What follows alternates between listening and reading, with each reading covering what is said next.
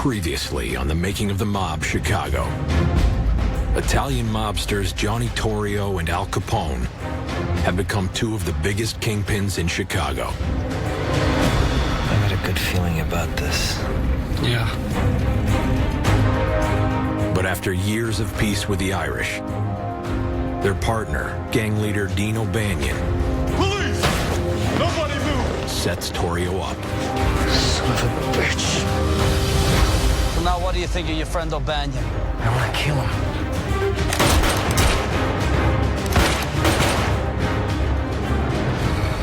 As the gangland war escalates, Hey, Johnny!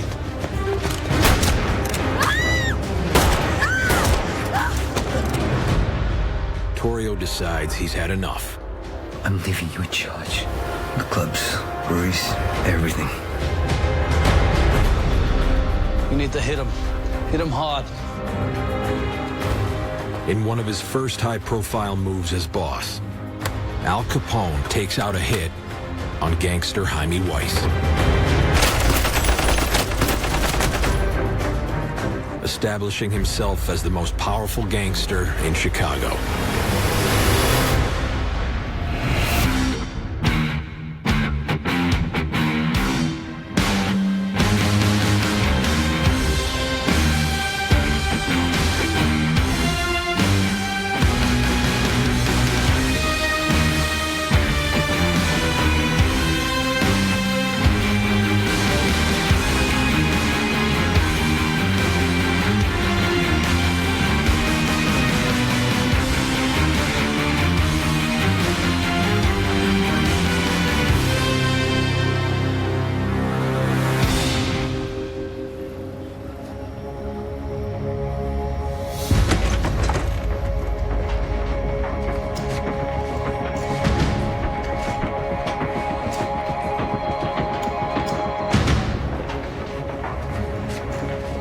In less than a decade, Al Capone has risen from a no-name accountant to the head of the Chicago Mafia.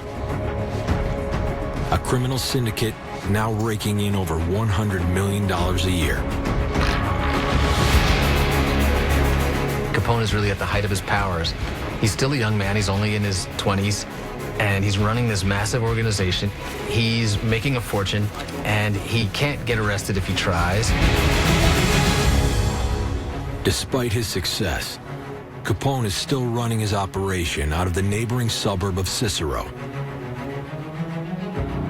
And he knows that if he's going to consolidate power as king of the underworld, he needs to move back to where it all started. Chicago.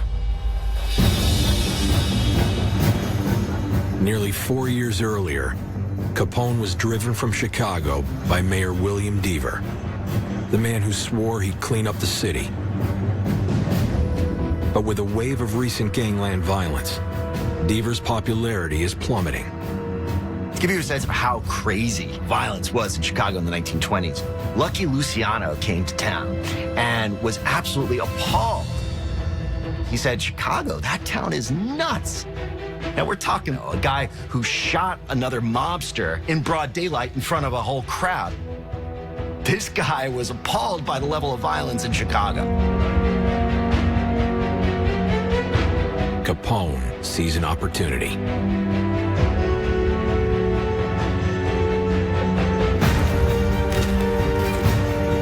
He takes his revenge by heavily funding Deaver's opponent, corrupt former mayor Big Bill Thompson. When Big Bill Thompson announced that he was going to run for mayor again, Capone must have been thrilled. He knew having his ally back in the mayor's office would be great. Making sure the mayor was on your side really helped make everything go easier for Al Capone. Capone's strategy pays off, and Thompson wins easily.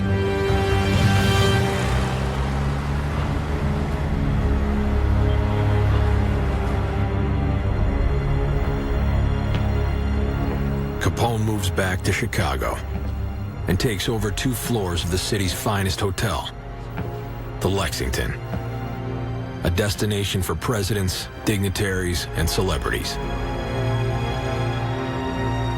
As a way of kind of feeding this notion of the high-class mobster, when Bill Thompson gets reelected mayor, Capone moves into Chicago at the Lexington Hotel.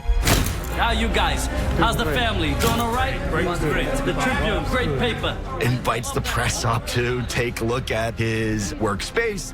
You know, he is putting himself out there in a way that you just did not see mobsters do.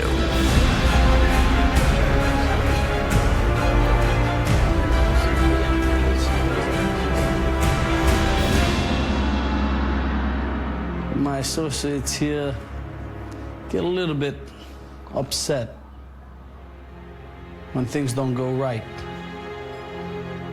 But that ain't gonna happen, is it?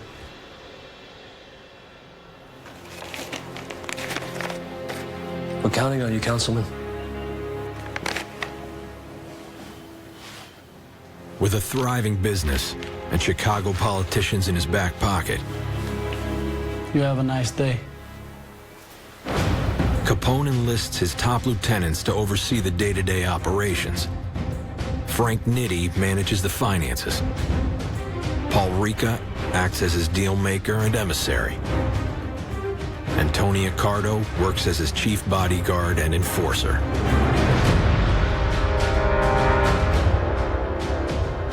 Capone soon reaches a level of celebrity normally reserved for athletes and entertainers.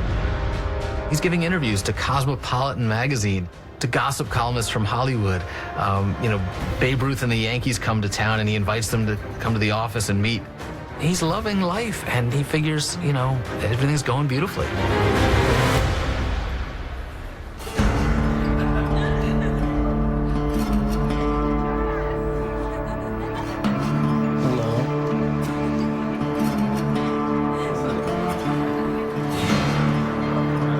As Capone's profile grows, he begins to indulge in all that the Roaring Twenties have to offer. You want some?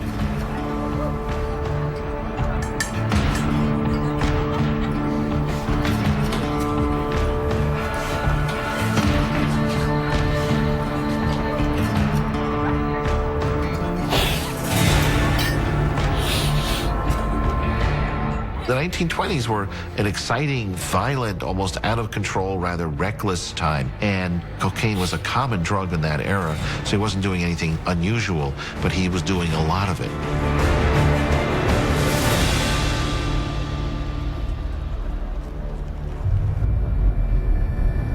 But while Capone enjoys his reign at the top of the Chicago underworld, one man is looking for a way to take him down. Irish gangster Bugs Moran. Who do they think they are? They come into my side, they kill everyone that I've worked for, and now they think they get away with it. I'm gonna make them pay for the blood they spilled. Moran was a survivor. He saw what happened to O'Banion. He saw what happened to Weiss after that. And with a character as violent and as dominant as Al Capone, managed to continue. Seeking revenge for the deaths of his partners, Moran is more determined than ever to kill Capone. Moran probably felt that he had little choice but to kill Capone before Capone killed him. It was Al Capone's intention to not operate peacefully with other organizations. It was in his intention to take over everything. Moran also targets those closest to Capone, hoping to weaken his organization. Revenge, it's what fuels wars. You get us, we get you. It's a show of power of who's stronger.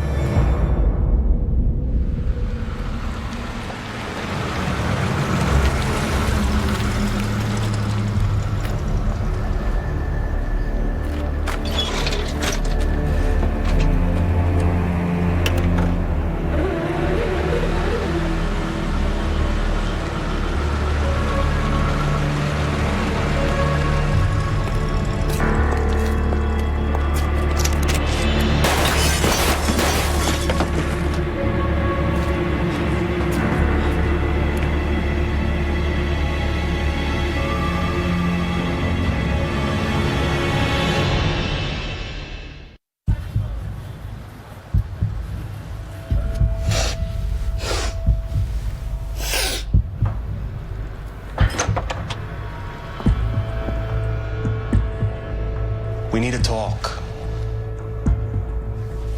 It can wait. No, it can't.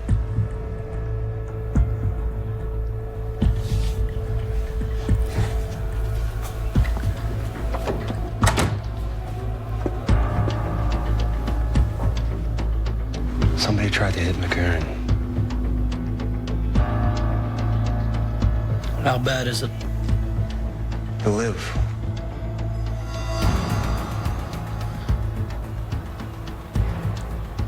Call Rika. Get everybody. Okay.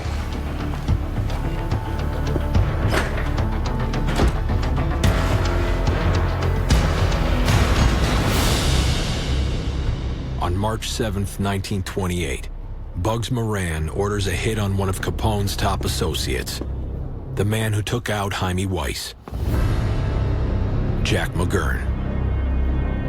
Jack McGurn is the top killer in the Capone gang. He killed guys that were in the North Side gang, and that's just what your soldiers do. They kill and get killed. How many guys were there? 2, maybe 3. You see their faces? It was dark, but I could see their faces, 2 of Moran's guys. Oh, stupid Irish pricks. What does he think? Having a shot at you, supposed to do what? Intimidate me? He couldn't even finish the job. Moran's gonna keep coming. I'm done dealing with these Irish pricks. I want to send a clear message to all of Chicago. This is the last time anyone tries to go up against us. Capone decides that to make a big impact, he's going to take out Moran and as many of his men as possible, all at once. Capone was willing to go to a level of carnage that was almost beyond the comprehension of even the most murderous gangster. We're gonna give them a message they'll never forget.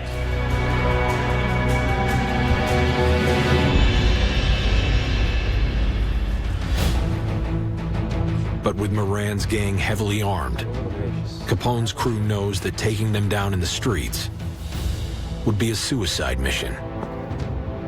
If this goes wrong and blows back on us, The smartest move is to beat them at their own game. They come up with a simple solution, but one that requires meticulous planning.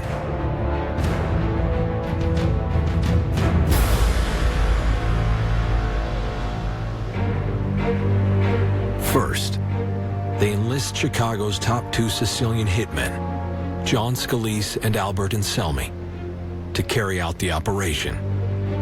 Scalise and Anselmi were a couple of paid killers. If you needed something taken care of, you needed somebody hurt, Capone knew he could count on them.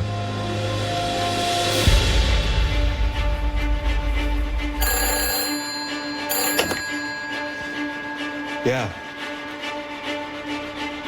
To get Moran and his entire crew in one location, they arranged to have one of their trusted liquor dealers set up a buy. You trust these guys? Yeah, of course I trust them. Wouldn't put them on the job if I couldn't. Then, they planned to stage a fake police raid to catch their victims off guard.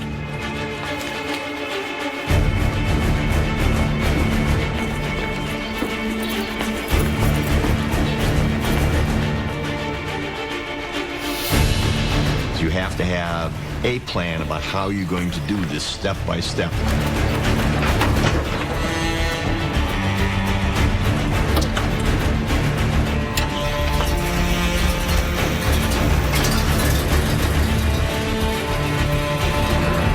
It's done very much like a military operation, well planned and well orchestrated.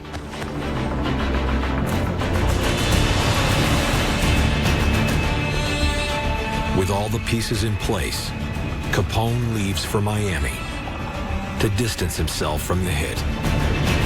Capone loudly announced that he was going to be out of town so that people wouldn't draw a direct connection between him and the hit.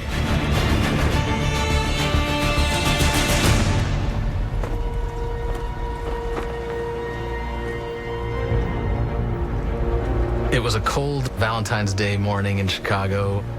Kids were making their little cards to bring into their teachers for Valentine's Day.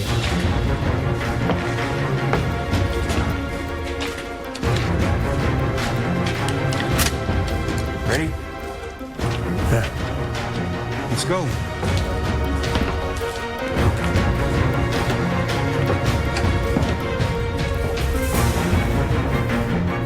Disguised as law enforcement, Capone's men leave for Irish territory.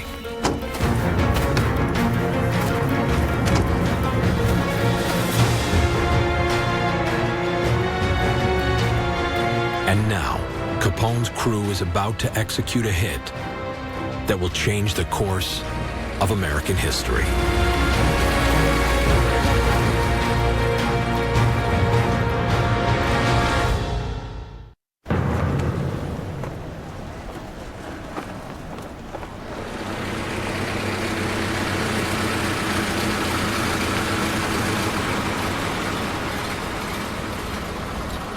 After weeks of planning, Al Capone's crew is ready to take revenge on Irish gangster Bugs Moran by disguising themselves as city cops to catch Moran and his men off guard. There they are.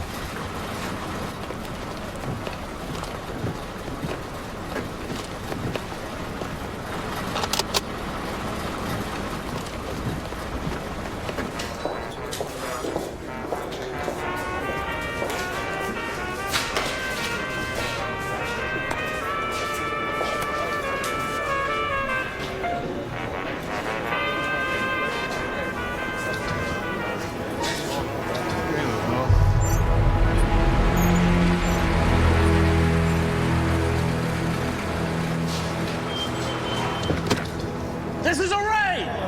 Everybody, against the wall! You know the drill. Move it. Over there. Turn around. Scumbag.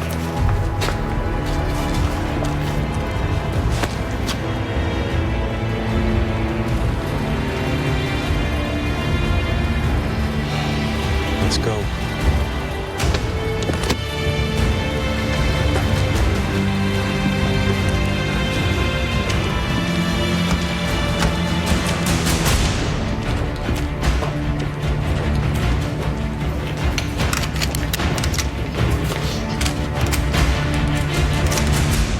Are you arresting us or not? Shut your mouth.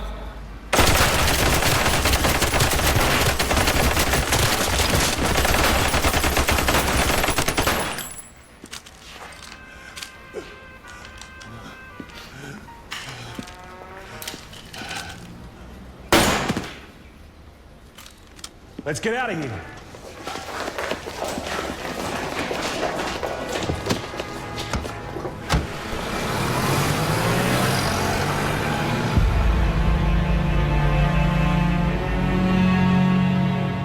On February 14th, 1929, at 10:30 a.m., Al Capone's assassins gunned down 7 of Bugs Moran's men,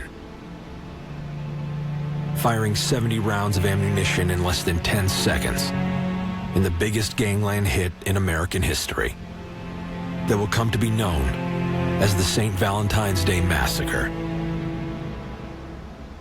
2 or 3 men went in there dressed as police officers. Had they not gone in that way, the people would have resisted, but they saw they were in police uniform. They all were put up against the wall, and then they were just murdered, every one of them. It's only a matter of hours before news of the brutal execution makes national headlines. Tabloid newspapers were publishing the photos from this crime on the front page, and people were seeing the blood and the brains lying on the floor. 7 people dead at one time was a lot for Americans to bear, and it horrified people. You're talking about a mass execution. This isn't a hit on somebody. It isn't just killing a boss. This is a bunch of guys, 7 guys, getting shot. And to a lot of people, this is going too far.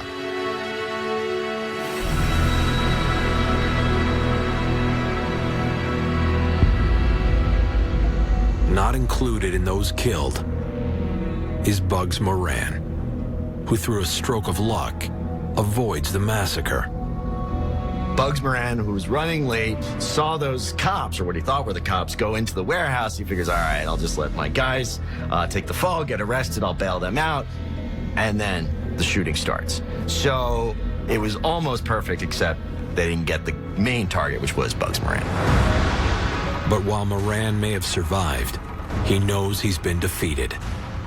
All the people that were near and dear to him, friends, business associates, fellow gangsters, had been systematically murdered. And now he's been stripped of his own organization, and he really has nothing. There is no longer a role for him to play in the Chicago underworld.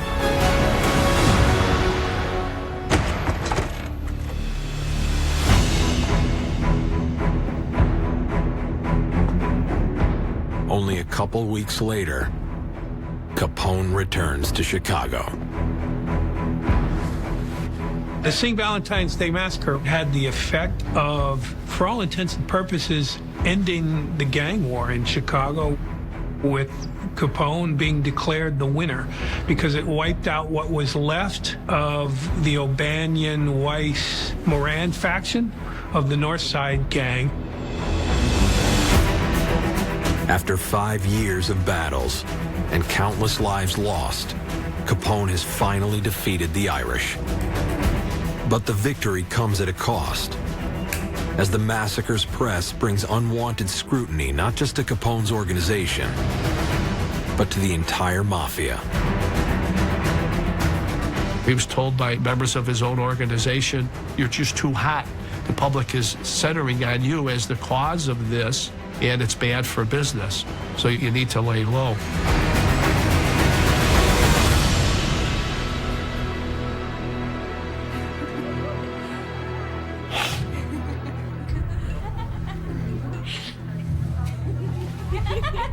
Capone ignores the warnings, convinced that no one can stop him.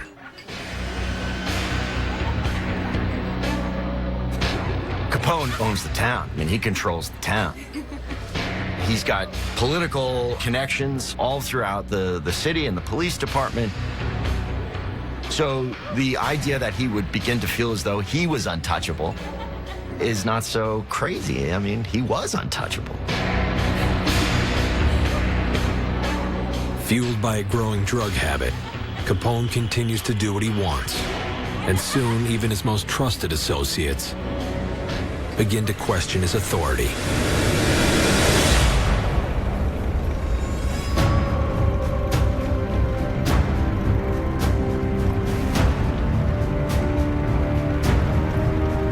I think we got a problem with two of the guys we used to take on Moran's crew.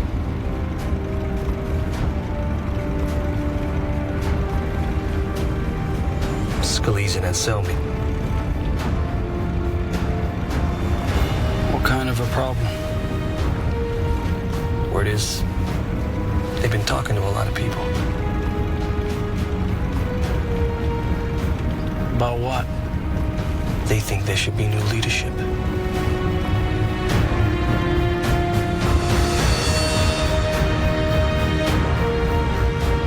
Al had a problem with betrayal. He had a big problem with betrayal. And he had a problem with anybody trying to come and take what was Al Capone's.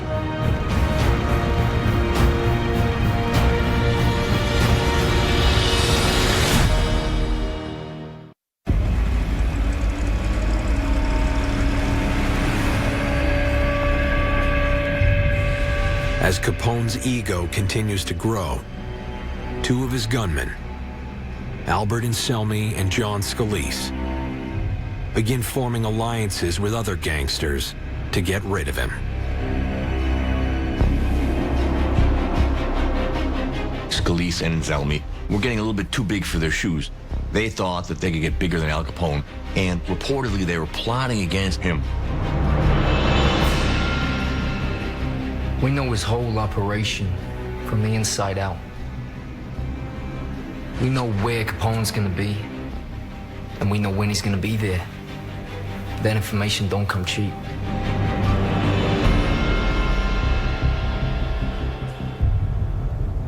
Salud. Salud.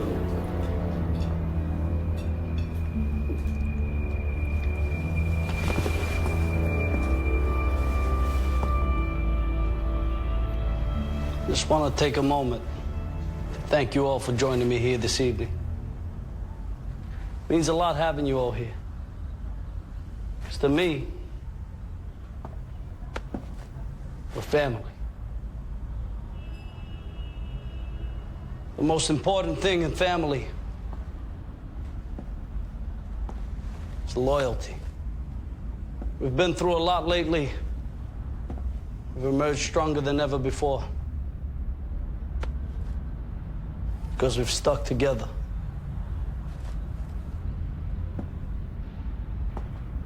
So when I find out 2 of my men have been disloyal, gone behind my back talking to my enemies, this is what happens. No.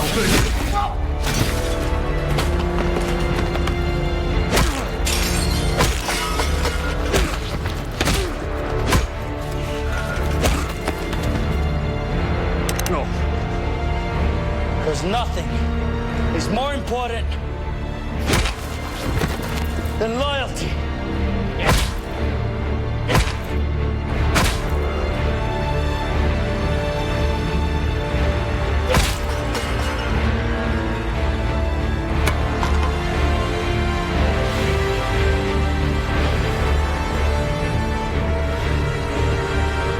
Get him out of my sight.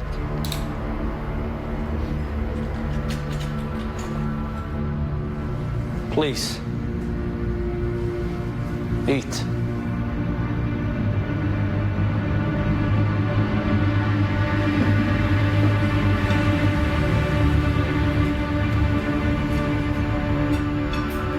Al Capone let his dirty work be done by others. But when in front of everybody else, he beat the brains out of 2 perceived enemies.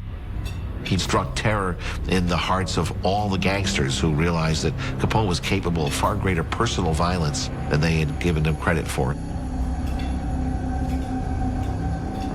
News of the brutal killing spreads quickly within the underworld. And now, mafia leaders from back east are fed up with Capone's antics.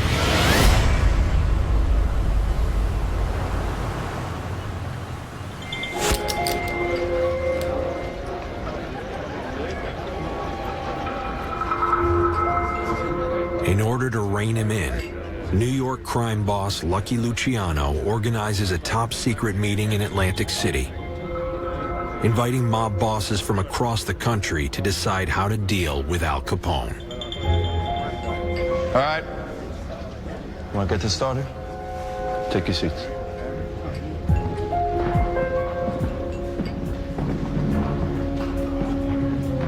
The way I see it, Al's made it impossible for us to do business. My gambling's down. My rackets are down. Every one of my clubs has been raided twice.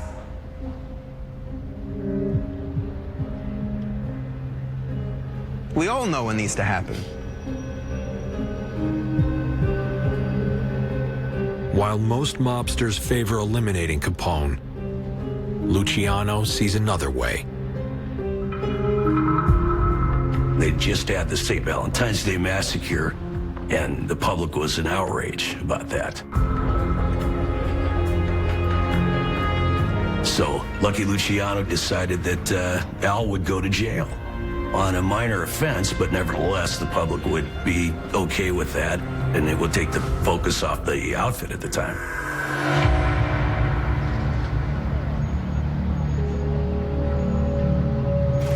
With the rest of the mafia turning against him, Capone knows he has no choice but to take the fall.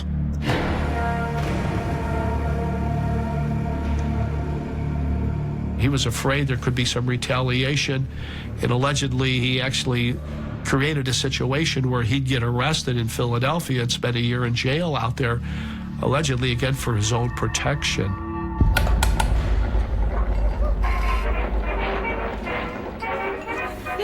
But even a prison sentence can't stop Chicago's mafia kingpin from living the high life while his men run his business from the outside.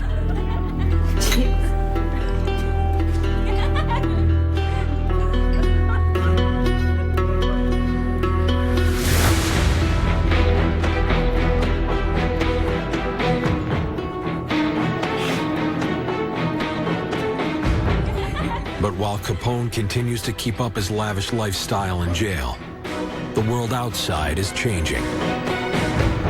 And the man once admired for his wealth and power is about to become a prime target of the most powerful man in the country.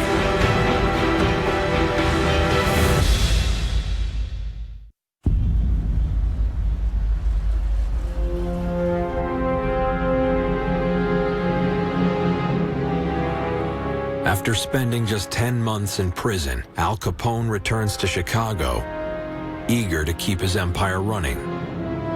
But he faces a changed world.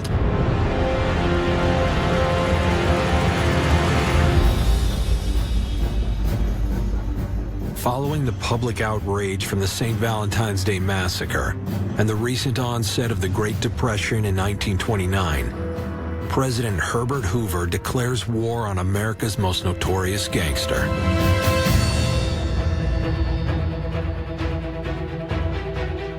Capone was making this laughingstock out of American law, that you could be a criminal and you could flaunt it, and that was completely unacceptable to Hoover.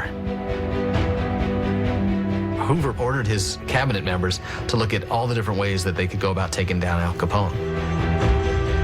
One approach Hoover uses is to go after Capone for prohibition violations.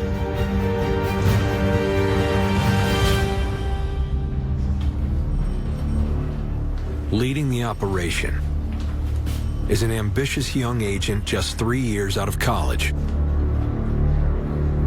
who's already distinguished himself as an undercover operative. His name is Eliot Ness. This morning we were tipped off to 3 new locations, supposedly housing breweries run by Capone. Divide yourselves up into pairs. You're gonna be running surveillance for the next week. I want the description and plates of every vehicle going in and out. Yes, sir. Get out there. Eliot Ness was different from most law enforcement officers. He was a University of Chicago graduate. He was an intellectual. Ness was more of an elitist. He was a little bit more of an outsider, and he took his job seriously. When the President of the United States says, go get this guy, that is an order. And everybody knows if Capone is the most famous gangster in the world, if I'm the guy who gets the guy, that's gonna make my career.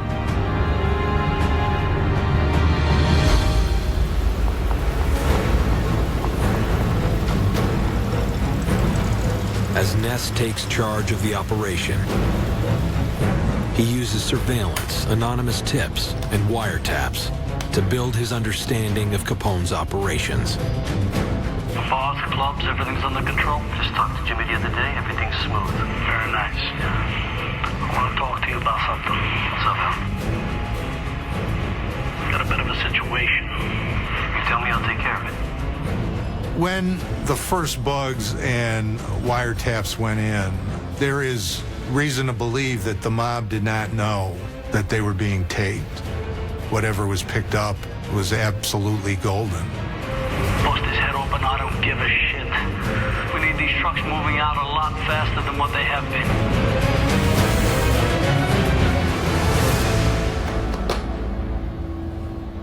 I think we got him, boys.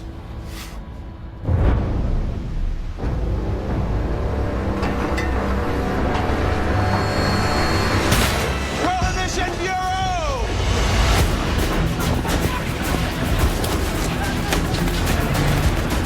This is a raid!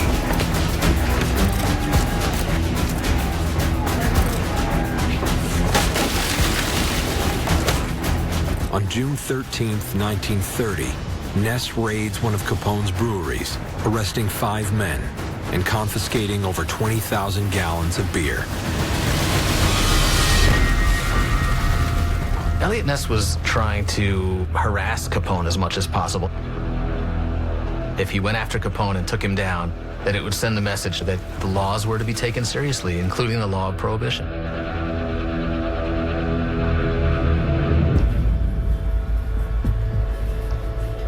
So what do we know about this Ness?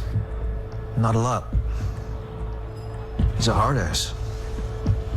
This guy is a problem. So what's his price? I don't think you can buy this guy. Everyone has a price. I don't care what it costs, okay?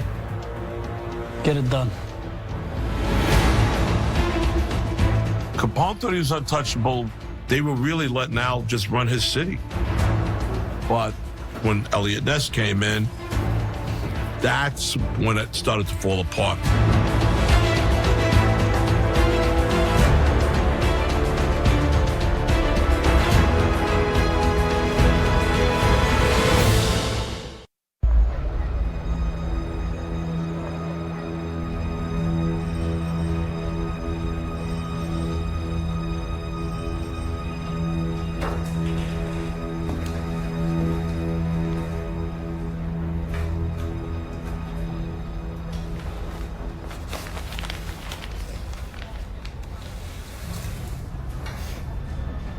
A donation from Capone.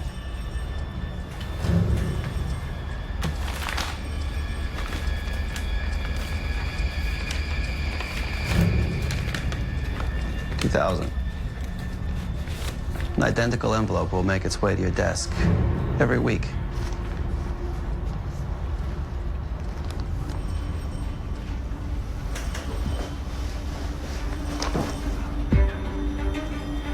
I want you to take this envelope back to Capone.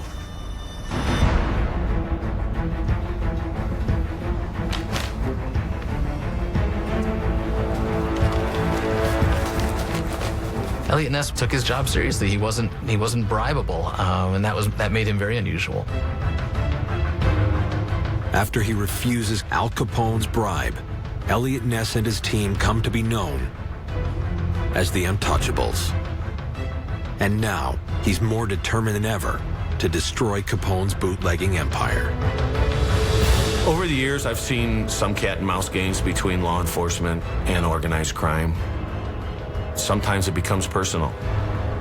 It almost becomes a game. They're going to think all day and night about how to get you.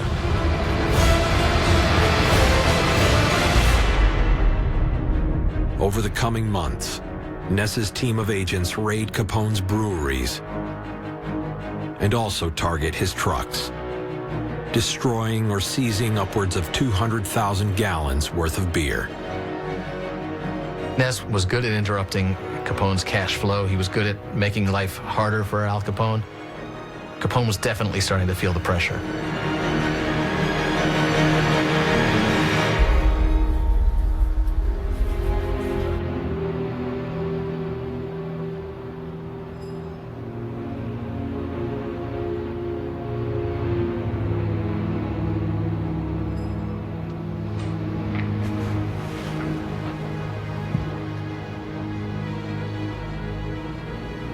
Ness raided another one of our breweries this morning.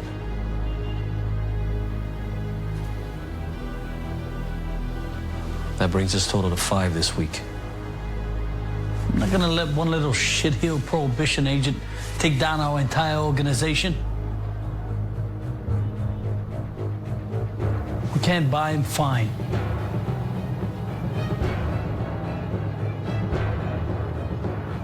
We'll just have to kill him.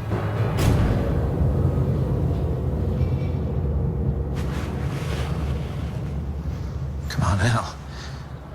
This guy's a government agent. You can't just kill him.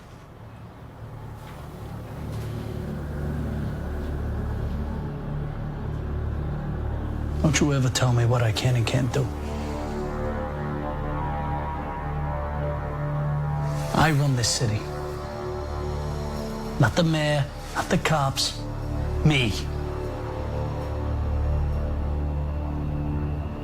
So if I tell you to kill someone, you do it. You don't ask questions. You understand? Sure. As Capone got older and more successful, he needed to be more and more ruthless in order to survive. Al Capone saw Elliot Ness as a problem because he was not corruptible. If you couldn't pay him off and you couldn't intimidate him, then killing him is the last resort. We'll make it look like an accident. Just get it done.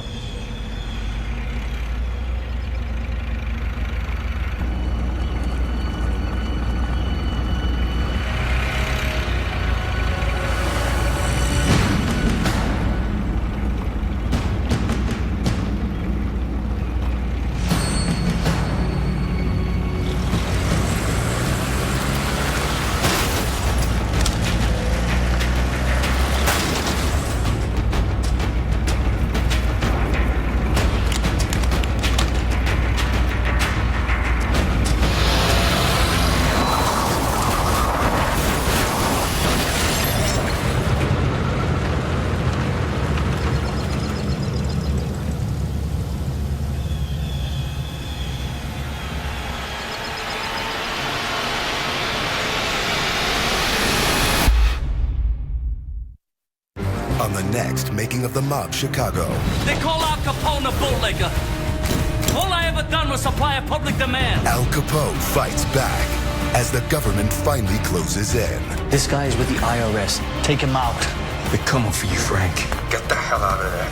He worked and fought and murdered to get to the position that he finally acquired.